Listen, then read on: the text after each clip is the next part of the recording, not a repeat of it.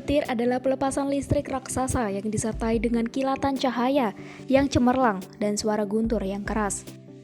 Percikan petir dapat mencapai lebih dari 8 km panjangnya, menaikkan suhu udara sekitar 27.700 derajat Celcius dan mengandung 100 juta volt listrik. Petir merupakan salah satu penyebab utama kematian dan cedera terkait cuaca di Amerika Serikat.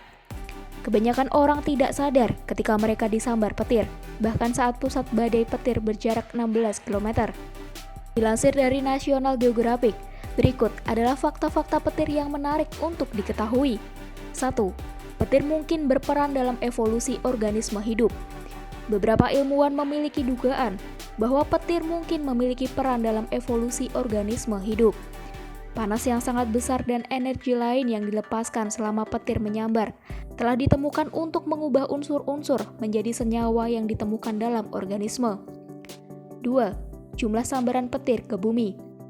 Sistem pendeteksi petir di Amerika Serikat memantau rata-rata sekitar 25 juta sambaran petir dari awan ke tanah selama 100.000 badai petir setiap tahun. Dari hasil pantauan tersebut, diperkirakan bumi secara keseluruhan disambar petir rata-rata lebih dari 100 sambaran petir setiap detik. 3. Petir dapat membunuh manusia. Tercatat 3.696 kematian di Amerika Serikat antara tahun 1959 dan 2003 atau menyebabkan serangan jantung. Cedera akibat sambaran petir dapat berupa luka bakar parah, kerusakan otak permanen, kehilangan memori, hingga perubahan kepribadian. Sekitar 10% korban sambaran petir tewas dan 70% penderita efek jangka panjang yang serius. 4. Setiap kilatan petir berpotensi mematikan. Selama badai petir, setiap kilatan petir dari awan ke tanah berpotensi mematikan. Faktor penentunya bergantung pada apakah seseorang berada di jalur pelepasan petir. Selain kilatan cahaya yang terlihat bergerak di udara, arus yang terkait dengan pelepasan petir mengalir di sepanjang tanah. 5. Berada di dekat air beresiko selama badai petir. Mereka yang berada di dalam atau di dekat air termasuk paling beresiko selama badai petir berlangsung.